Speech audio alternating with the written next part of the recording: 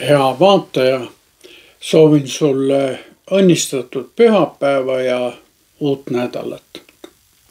Oleme kindlasti kogenud, et kui keegi mingis seltskonnas hakkab rääkima väga ühtsusest, siis tunneme me end kuidagi negatiivselt puudutatuna.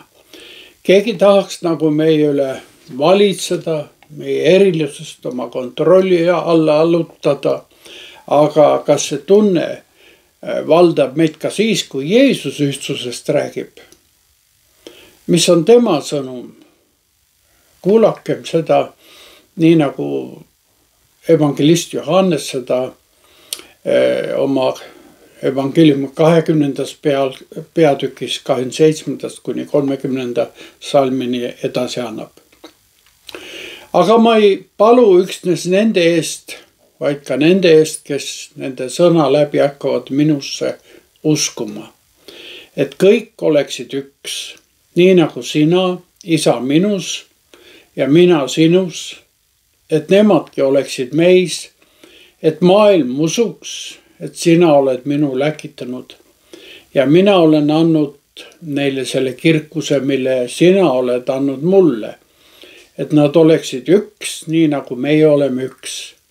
Mina neis ja sina minus, et nad oleksid täielikult üks, nii et maailm tunneks ära, et sina oled minu läkitanud ja et sa oled armastanud neid, nii nagu sa oled armastanud mind. Isa, ma tahan, et ka need, keda sa mulle oled andnud, oleksid minuga seal, kus mina olen, et nad näeksid mu kirkust, mille sa oled andnud mulle, sest sa oled mind armastanud enne maailma rajamist.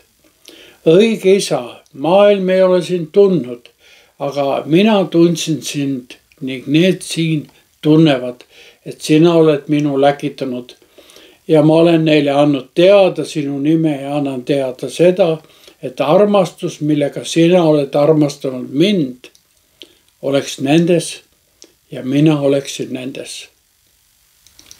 See on Jumala sõna ja püha evangeelium. Jeesuse ülempreesterlik palve on õieti tema testament, mis sisaldab tema kõige sügavamaid soove oma jüngritele ja loomulikult ka meile. See on tulevikku suunatud palve. Jeesus palvetab siin meie ja kõigi nende eest, kes on usule tulnud, apostlite ja nende järeltulijate tunnistuse kaudu.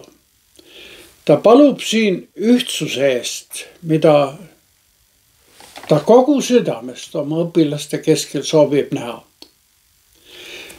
Milles see ühtsus siis seisneb? Kas see on sarnane ühesugune mõtteviis, asjadest ühtemoodi arusaamine, püüdmeid kõigest kuidagi kontrollida või on see ühte kindlasse organisatsiooni kuulumine, antud juhul siis ühte kogudusse või kirikusse kuulumine? Ei, sellest siin ei räägita. See on eriline ühtsus, et kõik oleksid üks, nii nagu sina, isa, minus ja mina sinus, et nemadki oleksid meis, et maailm usuks, et sina oled mind läkitanud. Selle ühtsuse eeskujuks on taevas isa ja poja suhe. Usklike suhted peaksid saavutama samasuguse iseloomu. Miks? Selleks, et maailm tunneks teid ära. See ühtsus on tunnustäht maailmale.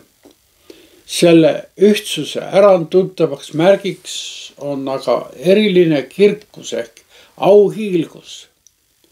Sellest tuntakse, et siin on tegemist Jumala, mitte inimeste tööga. See on väga erinevad inimesed, kes siin kohtuvad. Need on väga erinevad, kes siin on astunud taevase isa ja poja suhtesse. Aga nende ühtsusel on nii-öelda jumalik kvaliteet. Sellepärast Jeesus palub ja mina olen andnud neile selle kirkuse, mille sina oled andnud mulle, et nad oleksid üks, nii nagu meie oleme üks, mina neis ja sina minus, et nad oleksid täielikult üks. Selle kirkuse olemuslikuks tunnuseks on vastastikune armastus.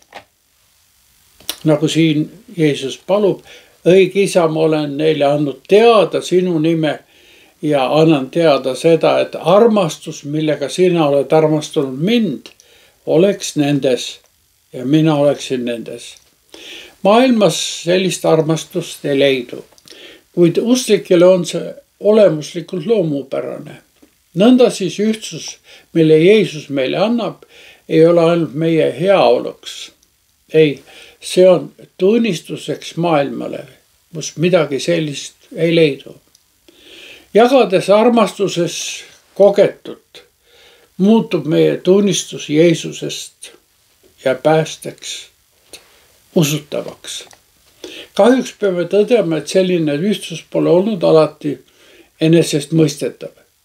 Kiriku ajalugu on täis lõhenemisi ja konflikte, see on pikk lugu.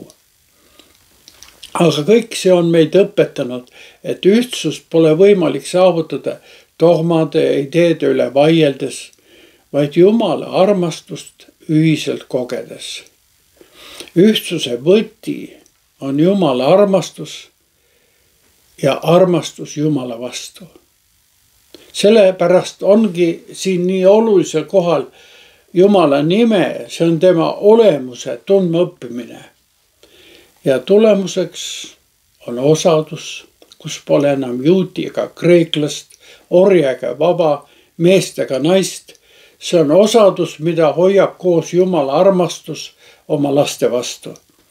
See on eriti siis kogeda, kui me pühaõhtusööma ajal saame osa poja poolt toodud ohvrisaladusest. Nõnda siis ei hoia Jumala kogudust koos mitte ühised huvid, päritolu, tugev distsipliin, organisatsioon ja projektid. Ka nendel võib olla oma väline roll ja koht, kuid need on ajas muutuvad. Ja vaataja, meie ühtsuse aluseks on tõsiasi, et Jeesus palvetas meie eest. Ja selle armastusega täidetud palve sisuks ja eeskujuks on taevase ja isa ja tema poja omavaheline osadus. See on ühtsus, mis kasvab läbi isiklike palvete, pühakirja tundmise ja koguduse osaduse. See ongi meie usutunnistus maailmale. Elagem siis selles lootuses ja armastuses ja palvetagem. Isa taevas, me täname sinu poja Jeesus Kristuse nimel, et oleme võinud osa saada armastuse ja ühtsuse auhiilgusest. Anna meile andeks, kui oleme ühtsust otsinud vaidlustes ja võimus. Täida meid püha vaimuga, et võiksime olla osa sinu kirkusest selles kaduvas maailmas. Isa, poja ja püha vaimu nimel.